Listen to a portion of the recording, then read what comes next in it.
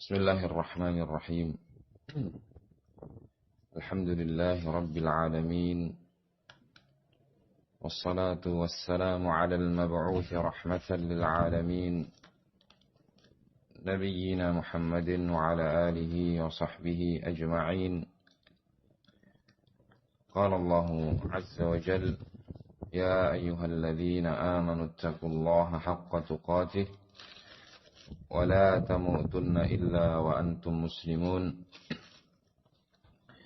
يا أيها الناس اتقوا ربكم الذي خلقكم من نفس واحدة وخلق منها زوجها وبث منهما رجالا كثيرا ونساء واتقوا الله الذي تساءلون به والأرحام إن الله كان عليكم رقيبا يا أيها الذين آمنوا اتقوا الله وقولوا قولا سديدا يصلح لكم أعمالكم ويغفر لكم ذنوبكم ومن يطع الله ورسوله فقد فاز فوزا عظيما أما بعد فإن أصدق الحديث كلام الله عز وجل وخير الهدي هدي نبينا محمد صلى الله عليه وسلم وشر الأمور محدثاتها فإن كل محدثة بدعة وكل بدعة ضلالة وكل ضلالة في النار أعاذني الله وإياكم من النار. إخواني وأخواتي في الله وأبنائي جميعا رحمني ورحمكم الله. Kita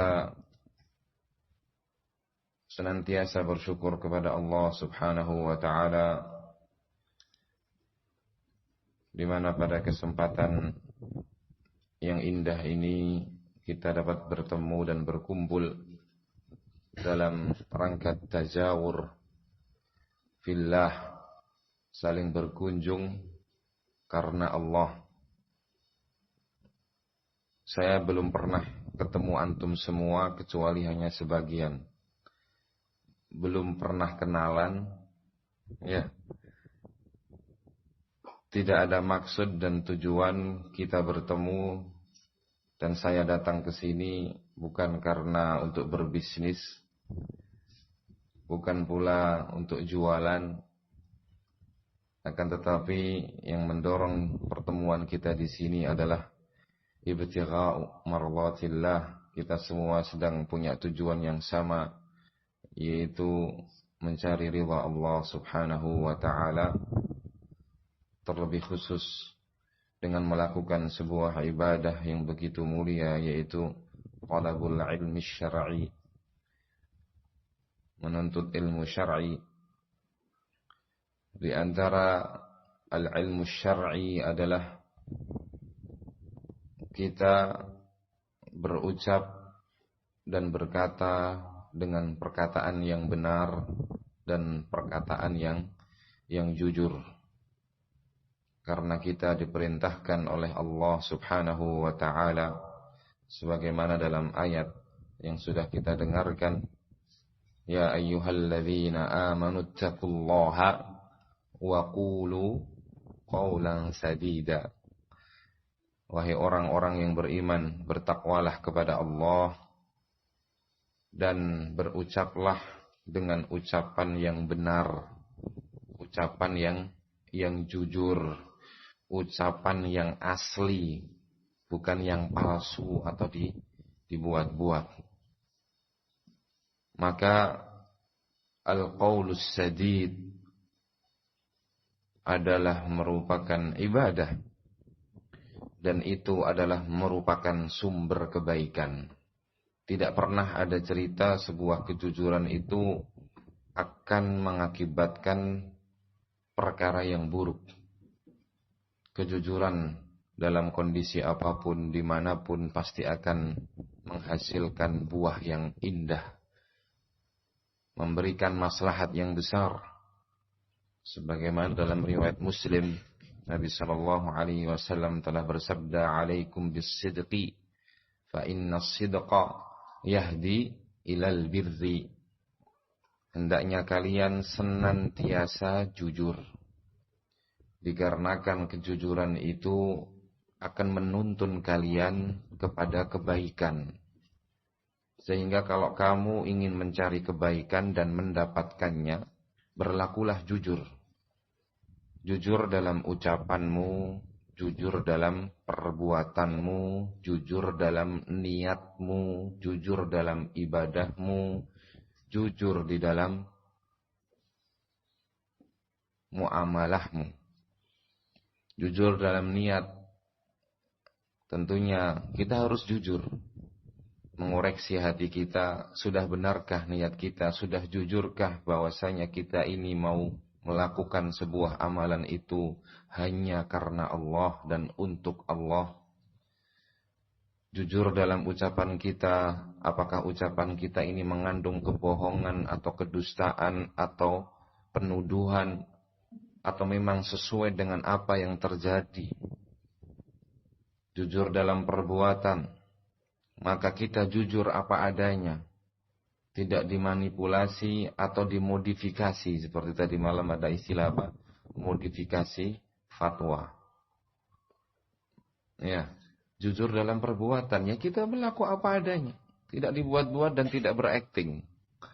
Nah, karena perbuatan kita didasari sebuah tujuan yang baik, kita lakukan itu karena Allah Subhanahu wa taala. Demikian pula jujur di dalam beribadah kepada Allah.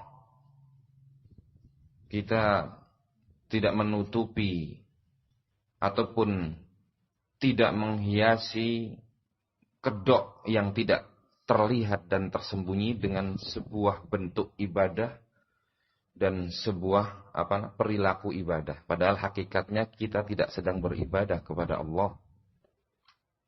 Akan tetapi kita punya tendensi dan tujuan lain, yaitu kita ingin mencari sesuatu yang ada di balik jiwa yang kotor. Pengen dilihat, pengen dianggap, pengen dapat jabatan, kedudukan, pengen dikatakan alim, ustadz, qari, muridnya syekh, orang dekatnya syekh. Nas'alullah as-salam. Jujurlah. Nah, terlebih khusus ketika terjadi sebuah problem, sebuah masalah. Kalau Anda ingin mendapatkan solusi dengan cepat dan tepat, solusi yang betul-betul akan menyelesaikan masalah, maka jujurlah. Jangan malah justru Anda menggunakan kesempatan dalam kesempitan. Sehingga karena Anda sudah terlanjur melakukan sebuah perbuatan, di mana perbuatan tersebut tidak terbimbing oleh Alkitab dan As-Sunnah, ataupun oleh kalam ulama, oleh fatwa dan bimbingan ulama, sehingga Anda ingin mencari legalitas untuk perbuatan salah yang telah Anda lakukan. Padahal sejatinya mudah. Tinggal engkau tanya, kalau salah tinggal nastaghfirullah wa natubu ilaih. Selesai perkara. Apa susahnya? Sehingga sebagaimana kata Nabi sallallahu alaihi wasallam, wa alaikum wa iyyakum wal kadhib.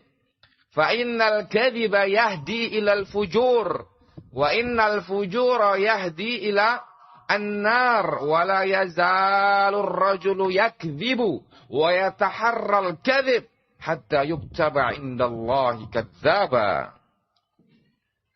Hati-hatilah kalian, tinggalkanlah kalian, jauhilah kalian dari perbuatan dan ucapan dusta. Dikarenakan dusta itu akan mengantarkan kepada perbuatan-perbuatan dosa, akan mengantarkan kepada kecelakaan dan kebinasaan, perpecahan dan permusuhan. Dan perbuatan dosa itu akan mengantarkan dan menjerumuskan kalian kepada neraka. Kemudian kata Nabi, ingat. Nah, Dan sesungguhnya seseorang itu akan berdusta dan terus berdusta dan bahkan berusaha berdusta. Itu kalau orang dari awal tidak jujur dan tidak segera bertaubat kepada Allah Subhanahu wa taala dari kedustaannya dan kepalsuannya. Dikarenakan apa? Dikarenakan dia akan berusaha untuk menciptakan kedustaan yang lain supaya kedustaan sebelumnya tertutupi. Kedustaan yang lain tersebut akhirnya terbongkar lagi, cari lagi kedustaan lagi untuk menutupi kedustaan berikutnya. Wa hakadza yataharral kadzib. Justru sengaja mencari-cari supaya terus bisa berdusta sampai akhirnya ditulis di sisi Allah Subhanahu wa taala sebagai apa? Pendusta. Nas'alullah as-salamah. Fasduqu. Naam, ya ayyuhalladzina amanu taqullaha wa kunu ma'as shadiqin.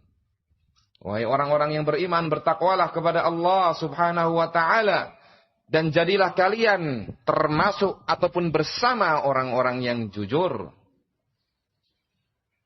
Subhanallah, kejujuran buahnya begitu indah. Sebagaimana dalam hadis tadi, potongan awalnya fa innas sidqa yahdi ilal birri wa innal birra yahdi ilal jannati wa la yazalu ar-rajulu yasduqu wa yataharra as-sidqa hatta yuktaba 'indallahi siddiqa.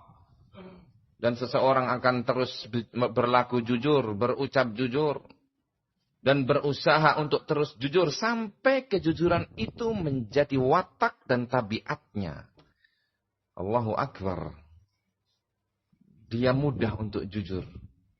Dia berat dan tidak bisa untuk dusta. Ini harus dilatih. Sampai pun dalam masalah-masalah yang kecil.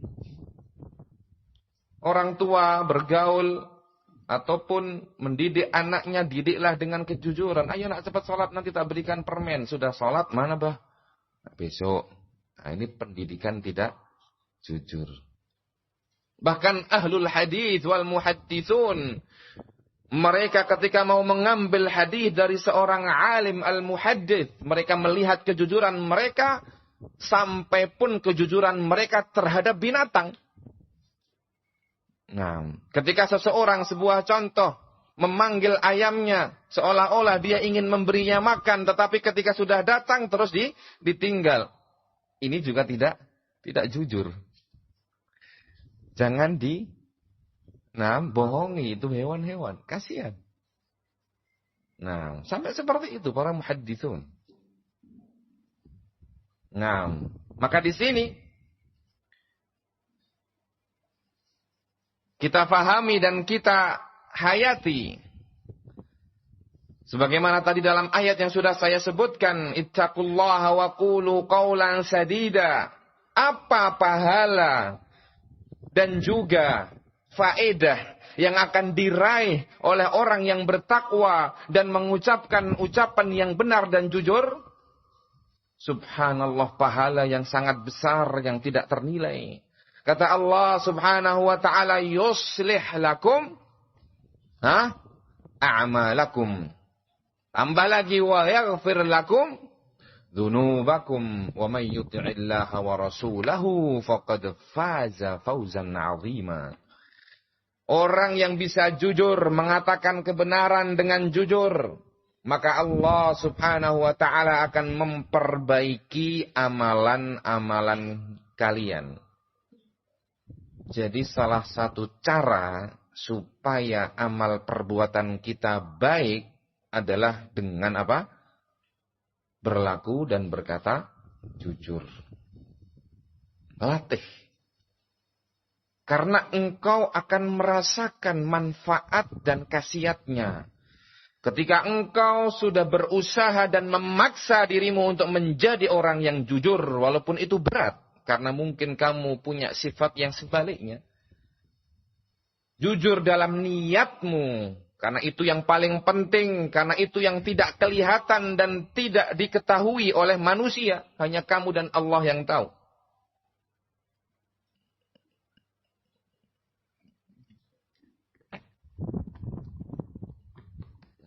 Kayaknya sudah keras ya.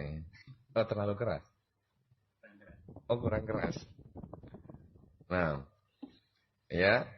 Jadi salah satu cara agar supaya kita bisa beramal soleh, amalan kita menjadi baik adalah apa?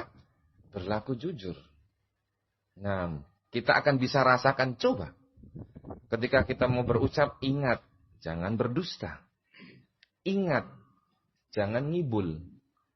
Ya, ingat, jangan abu-abu, tinggal merah atau putih atau hitam. Ya, kenapa harus abu-abu samar-samar? Nah, dengan demikian Allah Subhanahu wa taala pasti akan memperbaiki amalan kita karena kita selalu memiliki mawas diri dan kehati-hatian setiap mau bicara, setiap mau beramal. Jujur enggak ini saya mau sholat?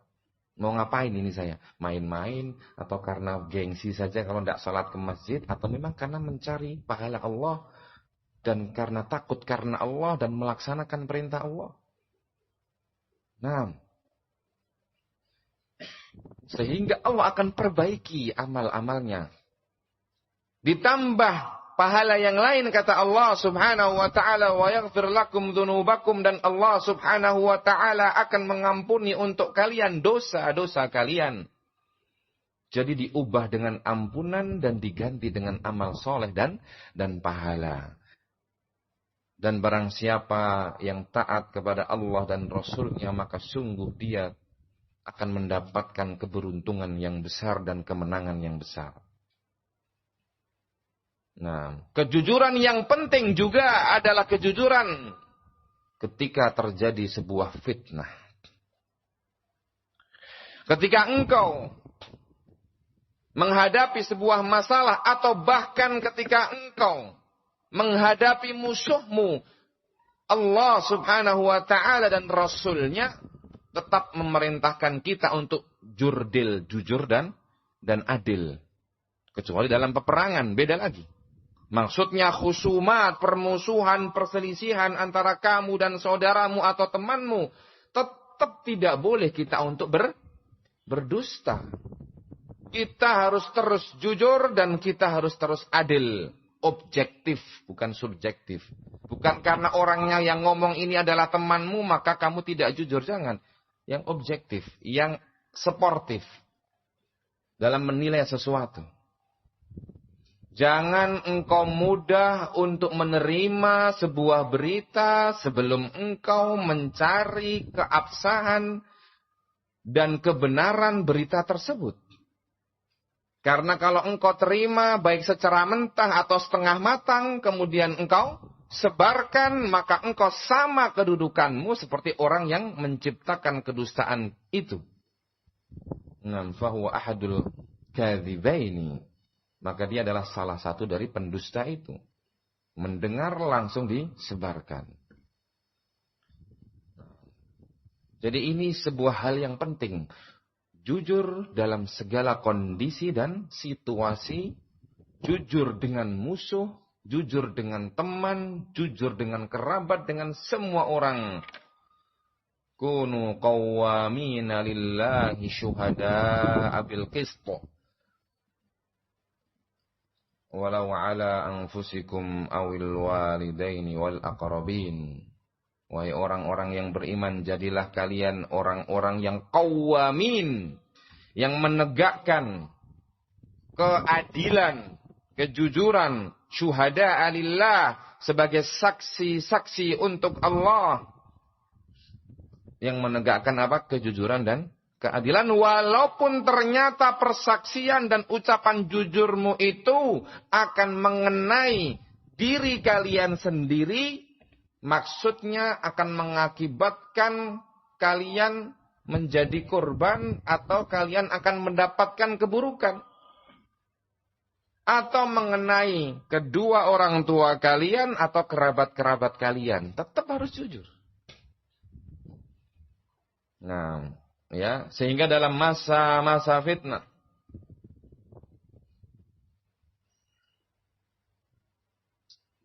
Naam, ya, kita harus betul-betul bersikap jujur. Karena ini judulnya cukup asik. Sebentar saya cek lagi. Nah, biar tidak salah.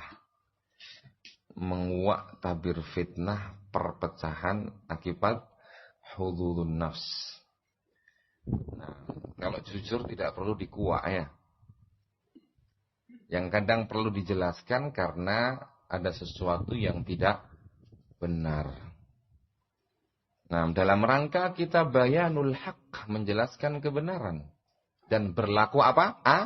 Adil. Unsur akhaka zaliman au mazluma. Tolonglah saudaramu dalam keadaan dia yang sebagai pelaku kelaliman ataupun dia yang dizalimi. Semuanya kita diperintahkan untuk menolong mereka. Nah, ya Rasulullah, hadzal mazlum fa kaifa bidzalim. Ketika ada sahabat yang bertanya, wahai Rasulullah, kalau orang yang dizalimi ya pantas kita harus tolong. Lalu bagaimana cara menolong apa? Orang yang berlaku zalim? Bi an tamna'ahu minadh-dhulmi. Engkau mencegah dia, melarang dia dari perbuatan zalim. Daripada kedustaan ini semakin menyebar ke sana kemari, menimbulkan perpecahan, menimbulkan permusuhan, dan dosanya semakin mengalir, kita jelaskan.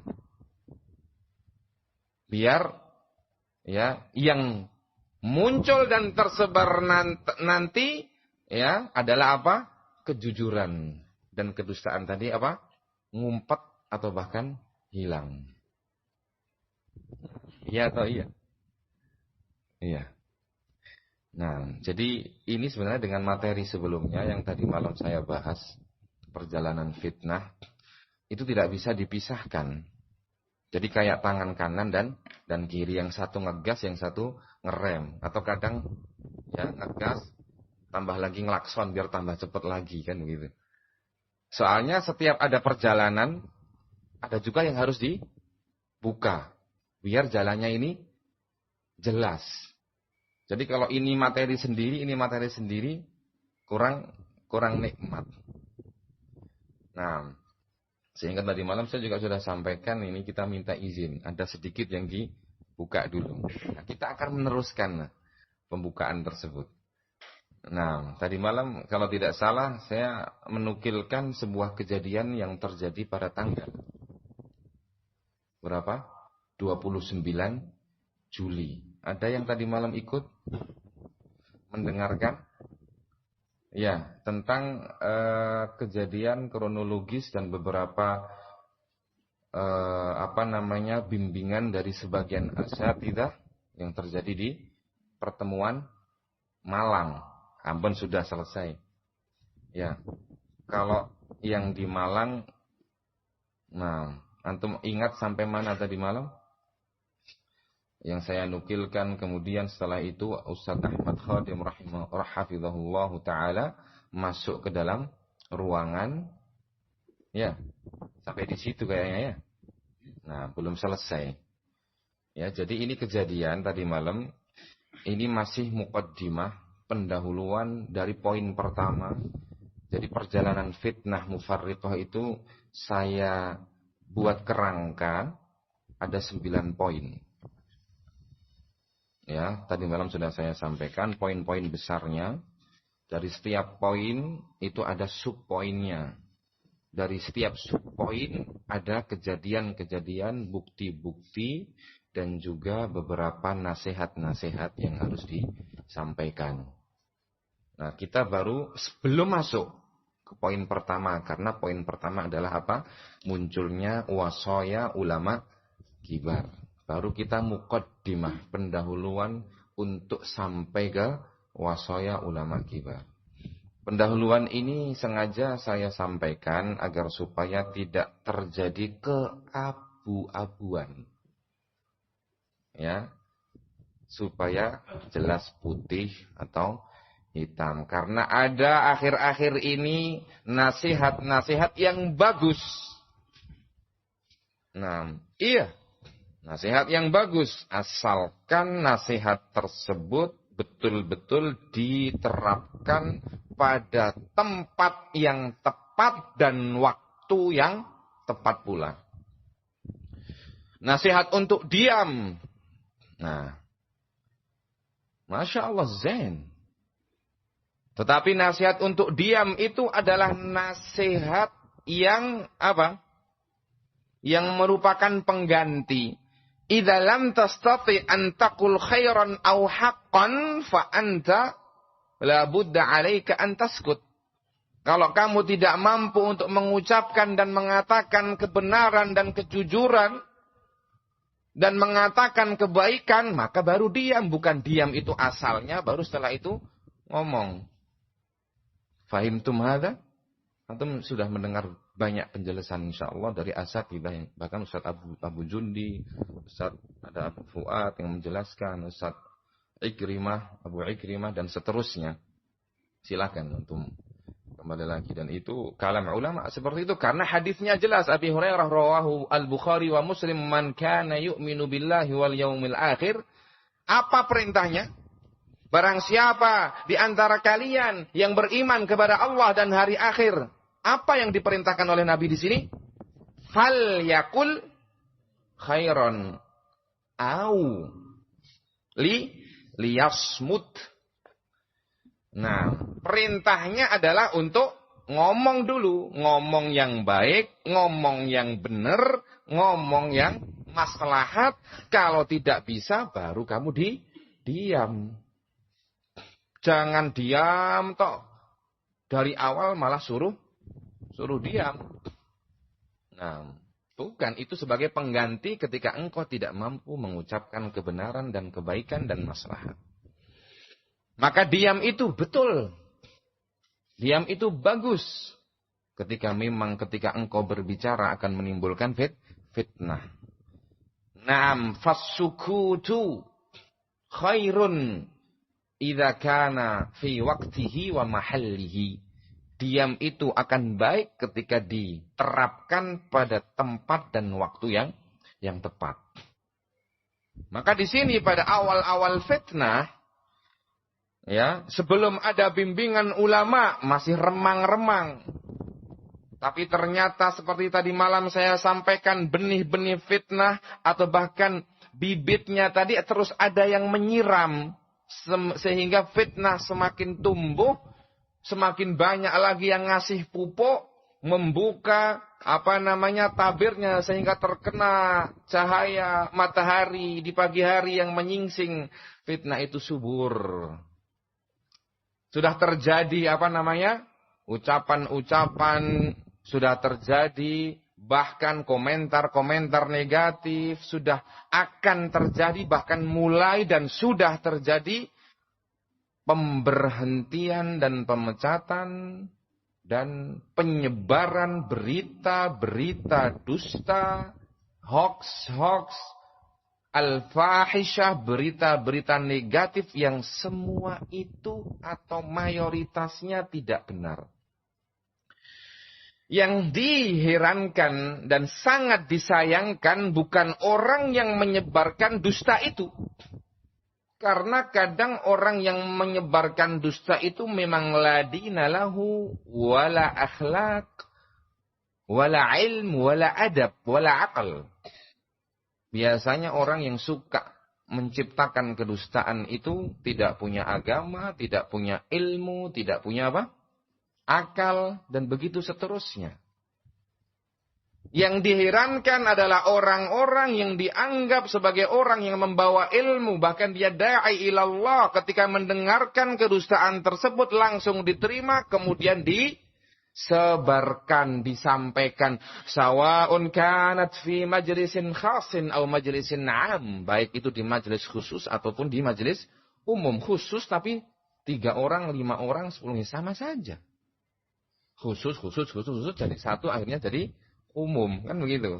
Yang khusus tadi menukil lagi ke yang lain, khusus, akhirnya jadi umum. Nah ini kita baca. Ya.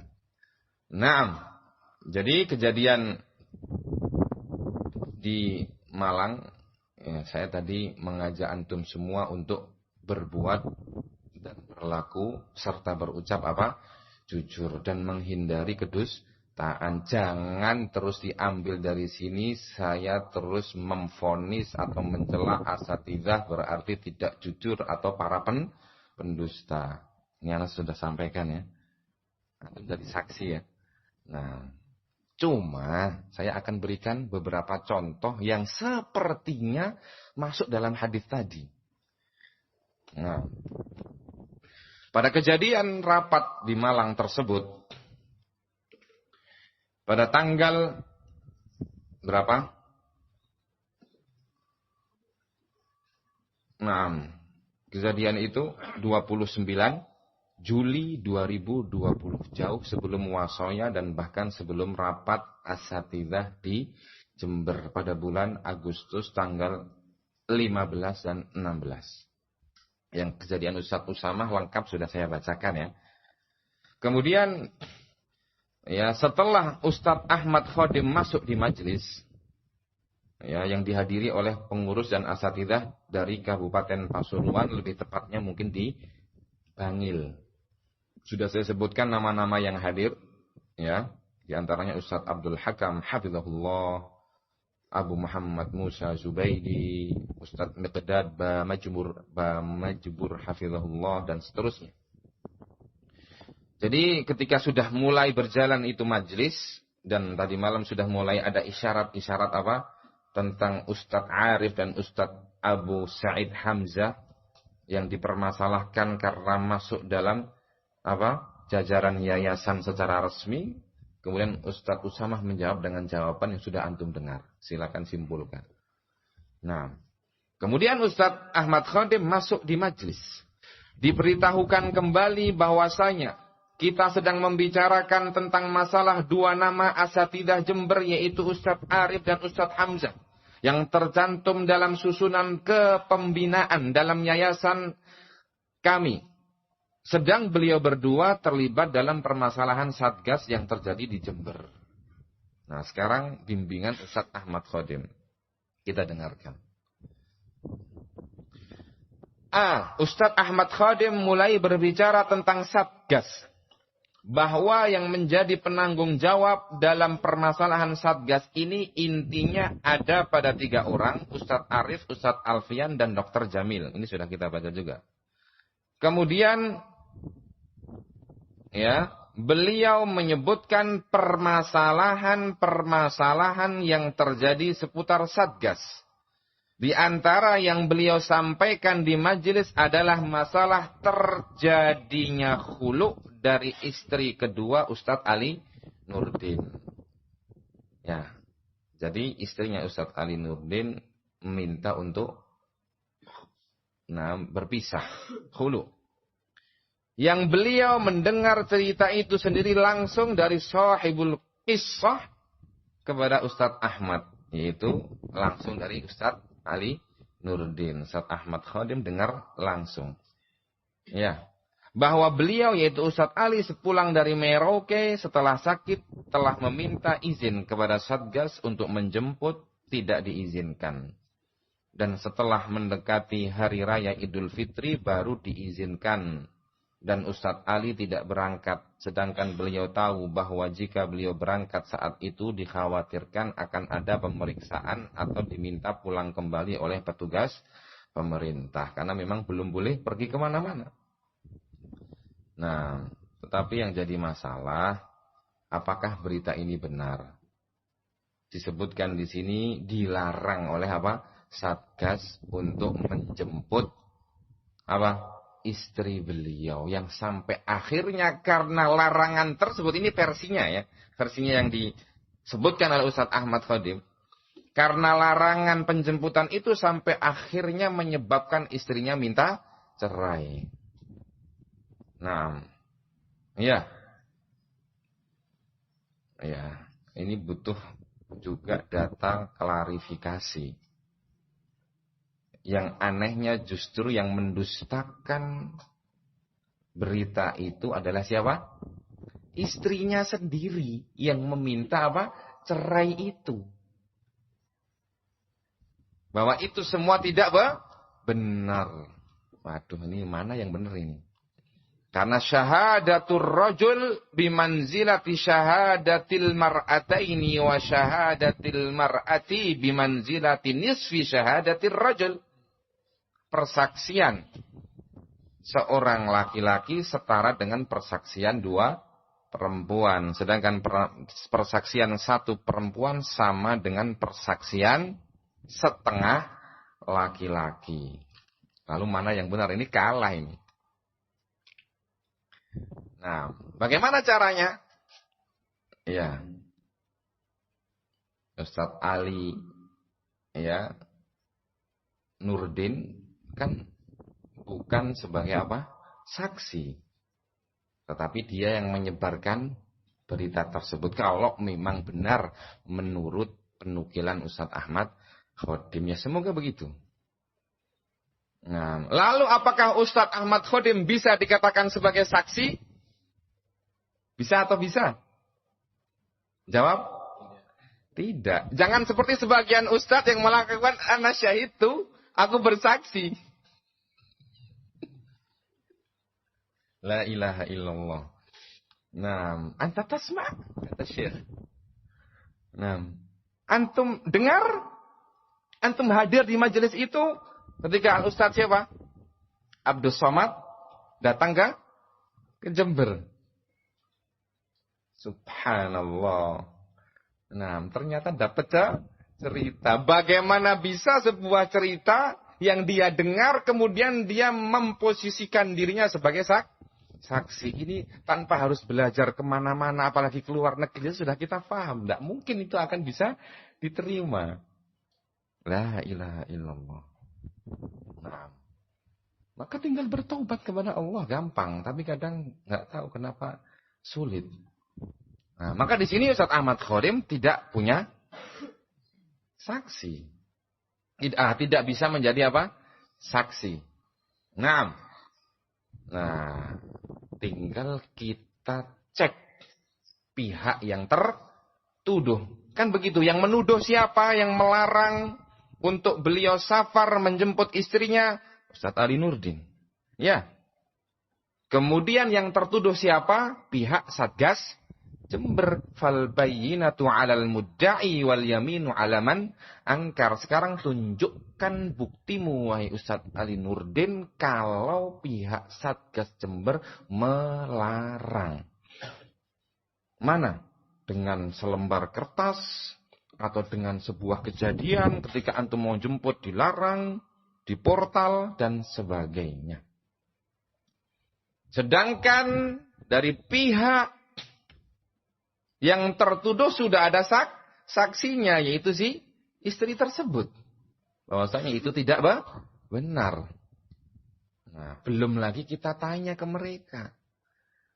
Nah, berarti kalau Anda tidak bisa mendatangkan bukti, berarti Anda sedang berada pada apa? Dunia impian. Tidak ada nyatanya. Nah, jadi hati-hati kalau ngomong atau menukil berita. Nah, ternyata qadarullah istri beliau sendiri yang mengklarifikasi ketidakbenaran berita tersebut, dan semua ikhwah dan asatidzah yang terlibat di Satgas bahkan sudah menyarankan dan ingin memfasilitasi beliau untuk menjemput istri beliau sejak lama. Nah, itu nanti karena tidak ada data sekarang di depan saya, tidak akan saya teruskan, nanti salah. Kalau sudah ada cuklaknya secara detail, nanti kapan-kapan dibaca. Nah, ini satu yang disampaikan oleh Ustadz Ahmad Khodim. Permasalahan untuk melegalisasi bahwasanya 3 atau 2 ustadz tersebut adalah ustadz yang sedang dipermasalahkan karena salah satunya ya terlibat dalam kepengurusan Satgas. Kan begitu ya. Nah, kita lanjut. Kemudian di antara yang Ustadz Ahmad sampaikan pula adalah kejadian minyak wanginya Mahdi. Minyak wangi apa lagi ini? Saya juga sebenarnya nggak tahu itu kejadian-kejadian itu. Nah, tapi tidak apa-apa untuk hiburan. Nah, ya, jadi ya kadang kita maksudnya hiburan, tapi kita ambil pelajaran dan hikmahnya. Nah, yang kemudian dilengkapi ceritanya oleh Ustadz Abdul Hakam. Berarti di sini sumber beritanya ada dua. Dalam rapat tersebut, Ustadz Ahmad Khadim dan Ustadz Abdul Hakam. Bahwa anaknya Mahdi menjual minyak wangi kepada temannya ketika di pondok. Oh, berarti Mahdi ini punya anak belajar di pondok pesantren Minhajul Athar. Kemudian dilarang dan diarahkan untuk menjual lewat maksof. Maksudnya lewat maksof. Tahu kan maksof? Ya, toko pondok yang resmi. Kita berhenti dulu sampai di sini sebelum lanjut. Kalau memang itu terjadi, pihak pondok, pengurus, ustadz, musyrif melarang santri untuk jualan. Kalau mau jualan boleh. Tetapi harus lewat jalur resmi, yaitu lewat maksof. Dan mungkin juga bukan santrinya, orang tuanya. Kan ini dagangan orang tuanya, kan begitu. Boleh tidak ada peraturan seperti itu? Hah? Bukan boleh lagi, malah harus. Biar santri tidak jadi apa? Pedagang semua. Bukan qala Allah wa qala Rasul hadza tibun nafisun tayyibur raihah. Sedangkan hadisnya lupa semua. Nah, ini misik.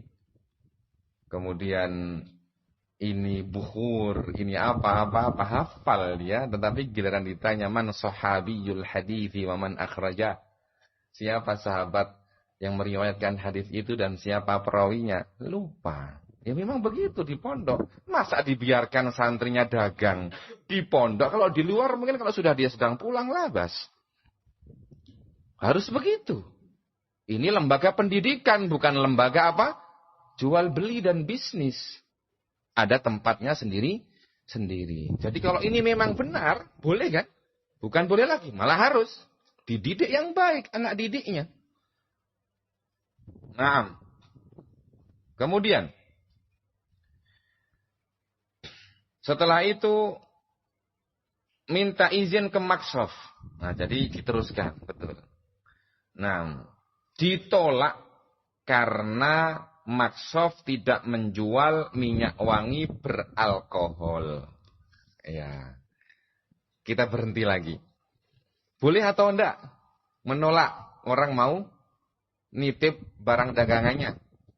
Hah? Walaupun minyaknya tidak beralkohol, boleh atau tidak? Boleh saja. Saya punya toko, terserah saya mengambil barang dagangan dari mana, kan begitu. Nah, atau mungkin ternyata terlalu mahal ya, kami tidak bisa jual karena apa? Konsumen kami, pelanggan kami para santri yang uangnya sedikit, kan begitu. Kalau mahal-mahal walaupun tidak beralkohol, mungkin malah tidak laku, kasihan antum, kan begitu. Mendingan dijual di tempat lain.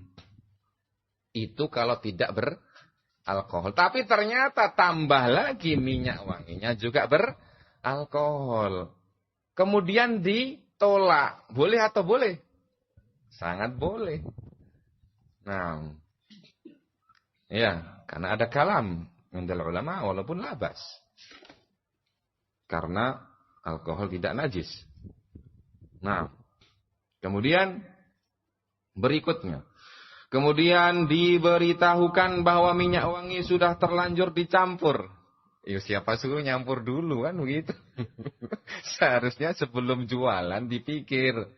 Ini kira-kira minyak wangi mau dijual di mana? Kalau dijual di pondok banyak yang nggak suka kalau ada alkoholnya. Kan begitu. Harus survei pasar. Kita belajar ilmu bisnis dulu. Kalau nggak bisa kita pakai konsultan. Kan begitu yang ahli. Saya mau bisnis minyak wangi. Nah, kira-kira bagaimana?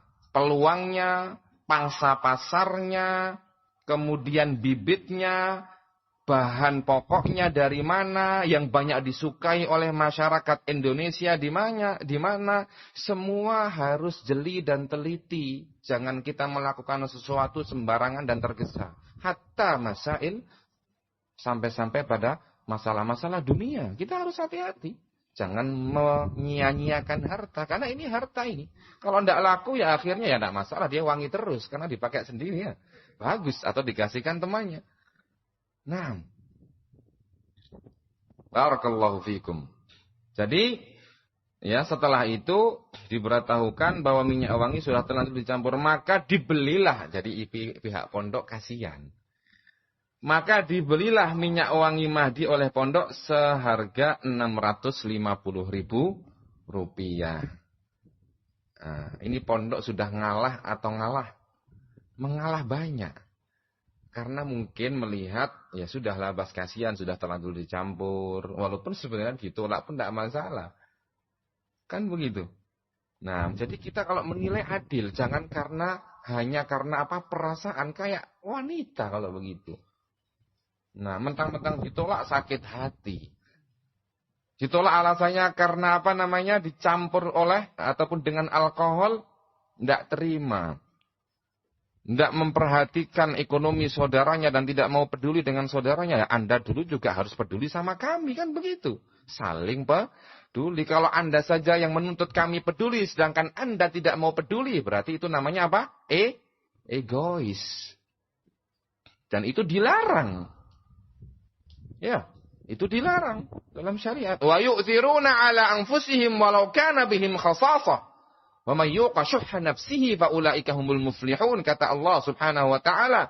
Dan barang siapa yang dijaga dari kekikiran jiwanya, maka merekalah orang yang menang. Karena mereka para sahabat Nabi, orang-orang Ansar yang tinggal di Madinah menyambut dengan penuh kegembiraan dan pengorbanan para sahabat Nabi yang datang dari Makkah ke Madinah, yang berhijrah. Bahkan mereka, orang-orang Ansar radhiyallahu ta'ala anhum, yu'thiruna 'ala anfusihim, mereka lebih mementingkan kepentingan saudaranya di atas kepentingan dirinya sendiri.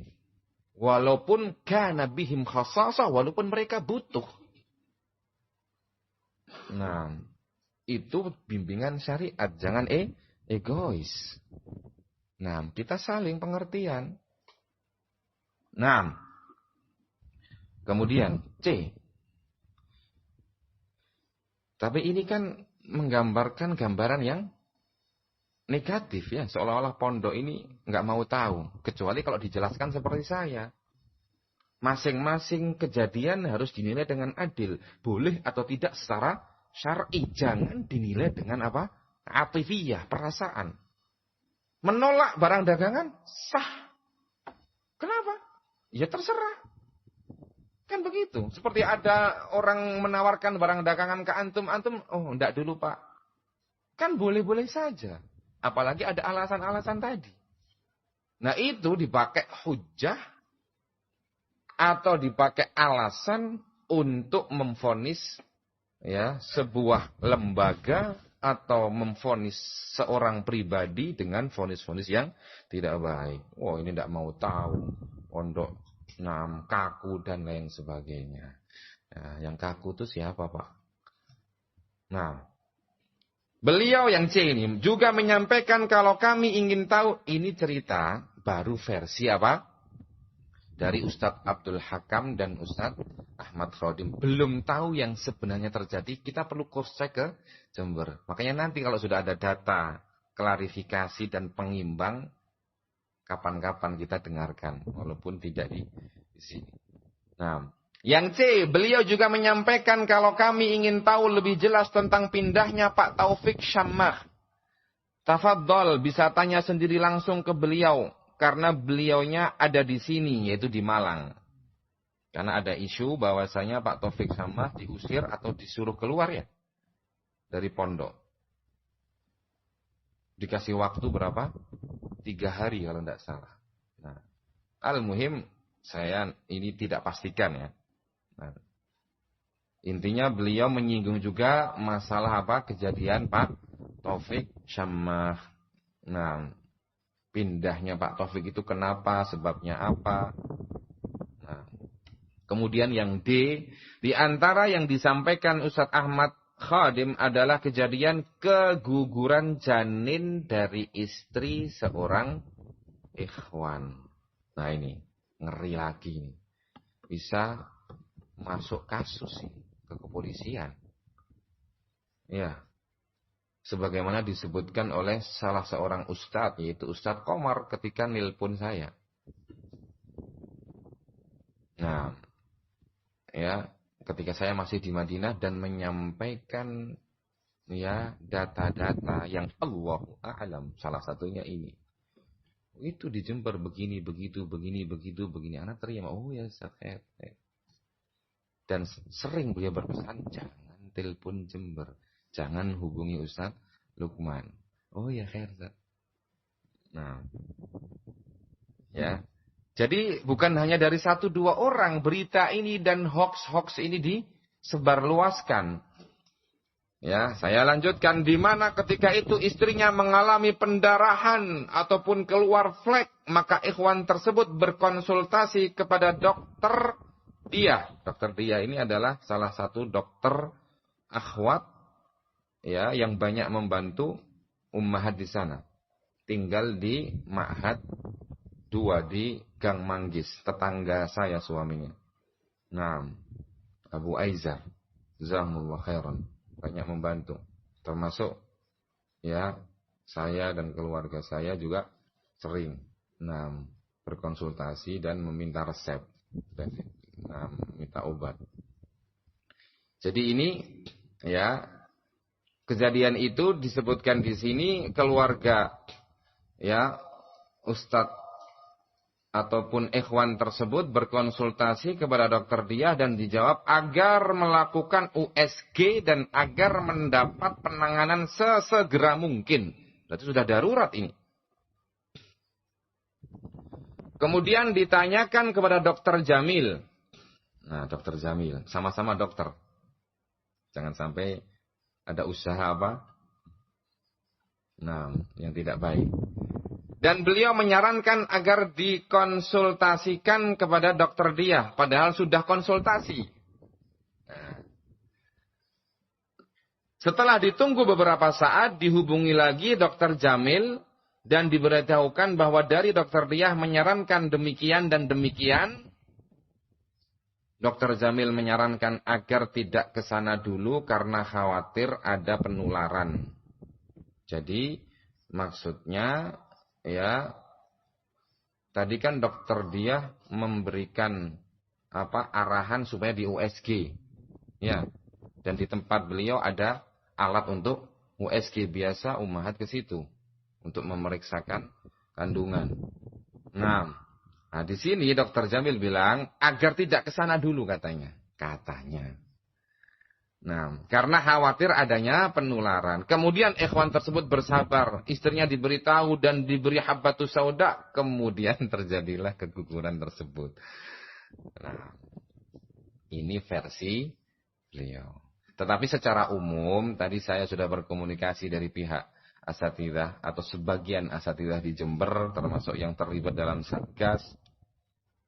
Nah, ya, bahwa itu tidak benar. Semua yang disebutkan di sini tidak benar semua. Nah, ya kita tunggu nanti pembandingnya. Jadi kita belajar apa? Jadi hakim.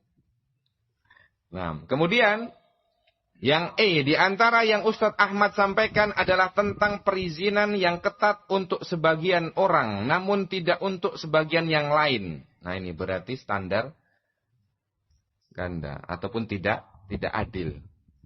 Nah, ya masalah perizinan, kalau orang-orang tertentu boleh, kalau yang lain tidak boleh. Orang-orang petinggi-petinggi mungkin maksudnya boleh, yang biasa-biasa maka tidak boleh. Nah, namun tidak untuk sebagian yang lain, seperti misalnya Pak Ivi, yang ketika ditelepon diketahui beliau sedang berada di luar kota. Pak Samsul juga demikian. Oh, berarti kalau orang-orang Ya, penting di pondok, ini disebutkan contohnya Pak Samsul dan Pak Ivi. Kalau mau izin keluar boleh, tapi kalau yang lain tidak boleh keluar. Nah, kira-kira masuk akal nggak ini? Ya. Nah, dan kalaupun tentunya memang benar, kan butuh dilihat. Seurgen apa kepentingan tersebut? Apakah kepentingan itu menyangkut kepentingan pribadi saja? Atau kepentingan dia dan keluarganya saja? Atau ternyata kepentingan tersebut menyangkut maslahat umum seluruh ikhwah, ummahat, aba, pondok, santri di Ma'had Minhajul Athar. Kan begitu. Kita tidak boleh langsung menilai dan memvonis. Dilihat dulu masalahnya apa, tujuannya apa, kejadiannya bagaimana, apalagi ada misalnya ya arahan dan perintah dari pemerintah. Karena memang mereka yang bertanggung jawab. Pak Ivi juga masuk dalam Satgas. Nah, kemudian berikutnya, di antara yang beliau sampaikan adalah tentang penelponan beliau kepada Ustadz Ruwaifi hafizahullah. Yang intinya beliau mengatakan kepada Ustadz Ruwaifi agar peraturan yang dibuat ini hendaknya tidak menyulitkan orang-orang yang di bawah pengaturannya. Nah, ya. Jadi Ustadz Ahmad Khadim menelpon Ustadz Ruwaifi dan meminta hal itu. Ya. Kemudian G, juga beliau mengabarkan bahwa ada orang-orang yang sampai ketakutan untuk melanggar peraturan Satgas. Sehingga dirinya tinggal di rumah, tidak bekerja sampai waktu yang lama. Kasihan sekali ini. Karena saking takutnya, akhirnya di rumah saja, tidak pernah kerja, ya dalam waktu yang lama. Lalu bagaimana dia makan ini? Ya. Nah, ketika ditanya, dikatakan bahwa dirinya takut bila melanggar peraturan. Dalam kondisi ikhwan tersebut tinggal di luar area pondok. Juga ada seorang ikhwan, atau sebentar, kita berhenti dulu di sini. Di sini disebutkan ikhwan yang ketakutan ini tinggal di luar pondok. Lalu kenapa harus takut? Kan begitu. Nah, ketika memang dia tinggal di luar pondok, tentunya peraturan yang diberlakukan tidak akan sama dengan ikhwan yang tinggal di pondok. Karena memang ya itu berlaku bagi orang yang tinggal di dalam, supaya tidak terjadi penularan. Nah, sehingga kenapa harus takut? Dan kalaupun dia keluar terus, kenapa? Apakah memang betul ada bukti ketika dia keluar kemudian langsung diberi sanksi? Atau ini hanya apa? Wiswasus syayatin, bisikan-bisikan syaitan, rasa takut yang tidak berdasar. Takut hanya kepada Allah. Nah, apa urusan Anda dengan ya orang lain? Nah, jadi tidak perlu takut. Itu kalau memang beritanya benar. Juga ada seorang ikhwan yang karena masa tidak bekerjanya lama, beliau memberi uang saku kepada anaknya yang di pondok hanya Rp20.000, disertai dengan surat bahwa hanya ini yang bisa diberikan oleh abinya sekarang.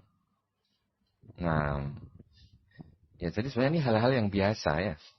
Tapi seolah digambarkan dengan peraturan Satgas tersebut sampai-sampai mengakibatkan apa? Ikhwan tidak bekerja, tidak punya pendapatan, bahkan ngasih uang saku anaknya pun tidak bisa. Nah, walhamdulillah semua santri di pondok makan kenyang, walaupun tidak diberi uang saku. Nah, ini butuh dari sahibul Kisah wa sahibul qaryah, nanti yang cerita lebih tepatnya Asatidzah Jember, Ustadz Arif yang langsung menangani untuk menepis semua tuduhan dan hoax-hoax ini. Karena saya bukan pelakunya, ini hanya menukil tuduhannya yang ternyata itu kebanyakan tidak benar. Dan yang penting akan saya garis bawahi, ini semua hasutan-hasutan, penyebaran berita itu terjadi kapan? jauh-jauh sebelum adanya apa? Wasiat dan nasihat para ulama. Yang katanya Anda mengatakan diam. Waktunya diam malah bicara, waktunya bicara malah diam. Ada fatwa ulama kibar didiamkan, audio Syekh Bukhari juga didiamkan. Bahkan kata Syekh disembunyikan. Kan lucu. Iya. Nah, walaupun tidak sengaja. Tetapi akhirnya tetap lucu walaupun tidak disengaja. Karena waktunya diam berbicara, waktunya bicara malah diam. Nah, terakhir di sini disampaikan pesan Ustadz Usamah dan yang lainnya, ya, agar informasi ini hanya berhenti sampai di kami. Mengapa kami diberitahu? Tak lain adalah karena kami sebagai pengurus di tempat kami. Nah, nanti datang lagi pesannya sama. Berhenti. Akhirnya semuanya dapat. Karena ternyata ada ya. Yang lain. Ada. Nah, yang lain ada juga. Yang diberi informasi. Nah, ya. Demikian keterangan ini disampaikan untuk dipergunakan sebagaimana mestinya. Naam. Jazakumullah khair. Wallahu a'lam bishawab.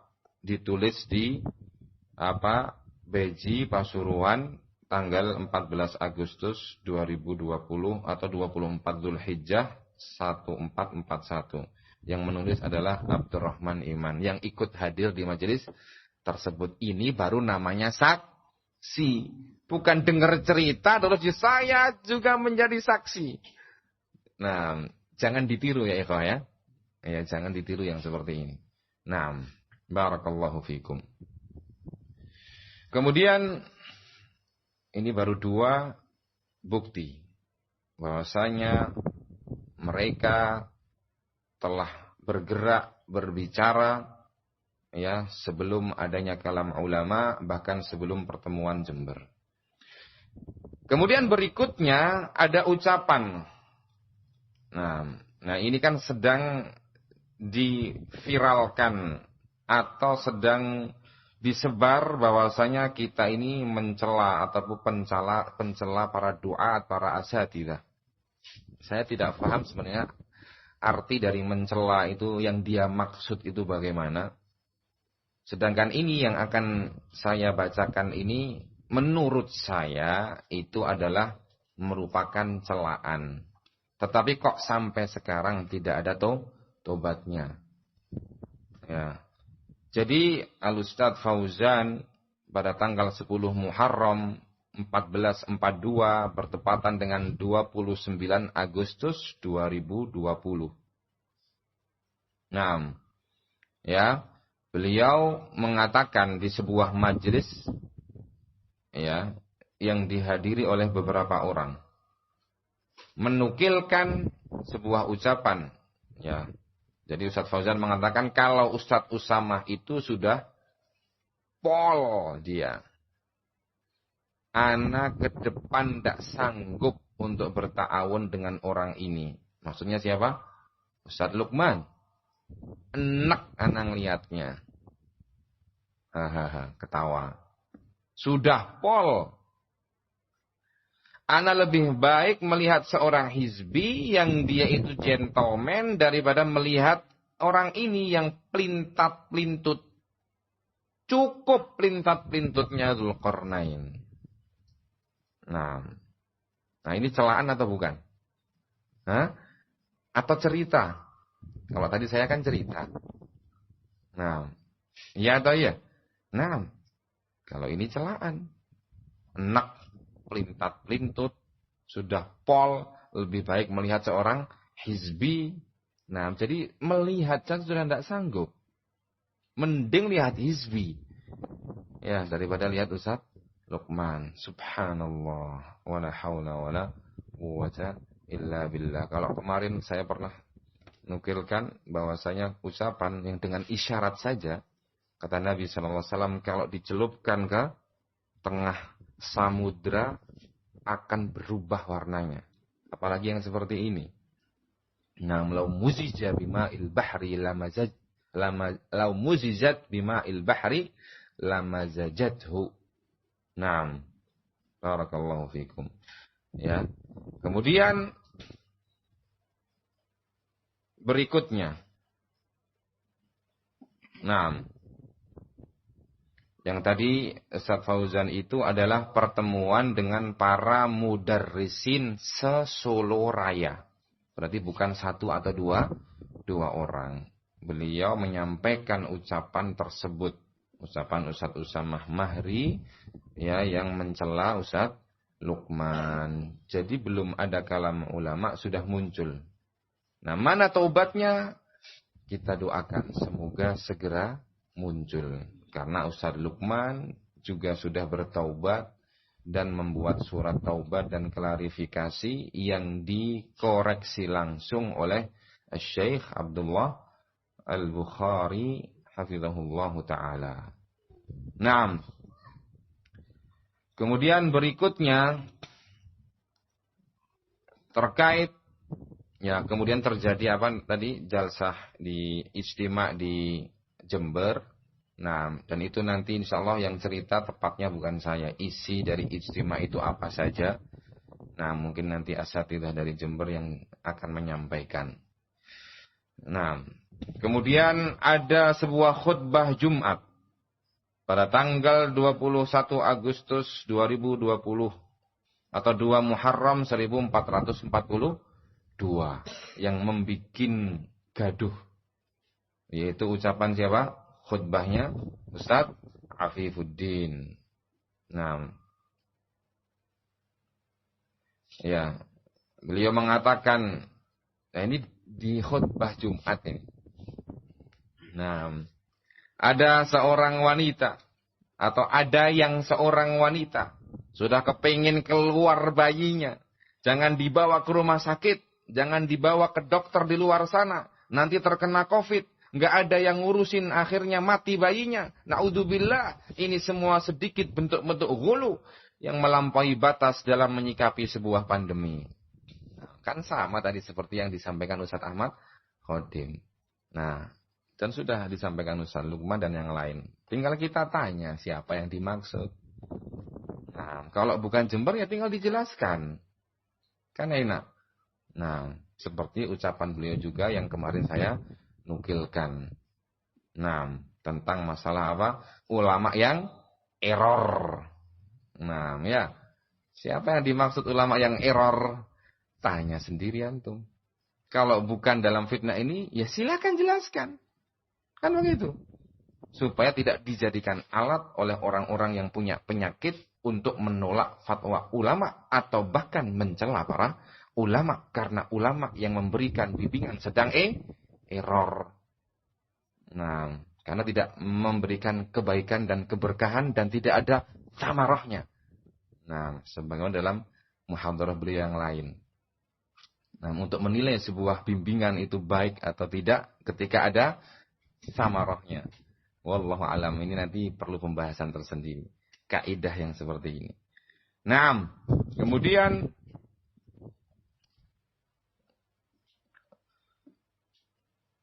berikutnya bahwa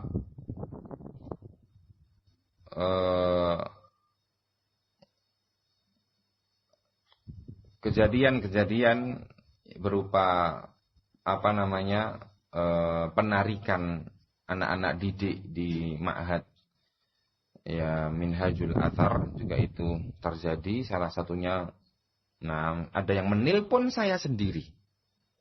Afwan, bukan menelpon, menghubungi lewat WA. Nah, karena disarankan oleh sebagian asatidzah di daerahnya atau dekat dengan daerahnya ini, Ikhwan Magelang, tepatnya di Muntilan. Kemarin saya juga sudah ngobrol dengan beberapa ikhwah Muntilan dan itu memang terjadi. Dia bahkan mengeluh, bahasanya itu menyesal kenapa akhirnya anak saya tarik, yang akhirnya membuat anaknya tidak mau mondok. Nah, karena adanya hasutan-hasutan tadi. Nah, jadi itu terjadi. Ya, perbuatan hasutan, penyebaran berita tidak benar, ya, itu semua terjadi. Jadi ini mungkin yang dapat saya sampaikan beberapa contoh dari poin pertama yang terjadi di sebagian daerah menjelang datangnya wasaya ulama. Nah, insya Allah nanti berikutnya saya akan menyebutkan beberapa kejadian yang terjadi, ya, berkaitan dengan saya sendiri dan para asatidzah. Kita cukupkan sampai di sini karena waktunya sudah habis. Sebagaimana di sini ditulis, Afan Ustaz tersisa 5 menit lagi. Tapi ini datang 5 menit yang lalu. Ya, berarti pas insyaallah. Nah, barakallahu fikum wallahu ta'ala a'la wa a'lam. Wa sallallahu ala nabiyyina Muhammad wa ala alihi wa sahbihi wa sallam.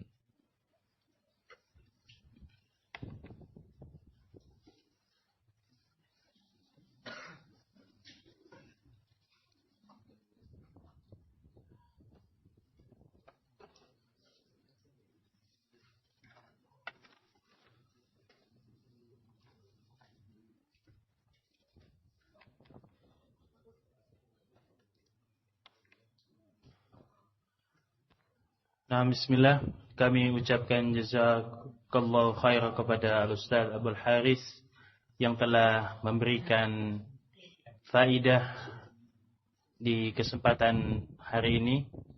Semoga apa yang telah beliau sampaikan bermanfaat untuk kita semua dan juga untuk kaum muslimin pada umumnya.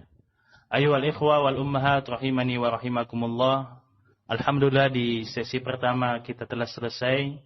InsyaAllah ta'ala sesi yang kedua akan dimulai ba'da sholat zuhur atau bertepatan pada pukul 12:30 waktu Indonesia Barat. Kemudian sesi yang ketiga yaitu sesi tanya jawab, insyaallah akan dimulai pada pukul 13.30. Tak lupa juga kami ingatkan kepada ikhwah sekalian yang hadir, jika hendak untuk bertanya kepada Al-Ustaz, untuk menulis di secari kertas, kemudian disampaikan ke panitia yang ada di depan. Demikian yang bisa kami sampaikan. Wassallallahu wassallam wa barak ala nabiyyina Muhammad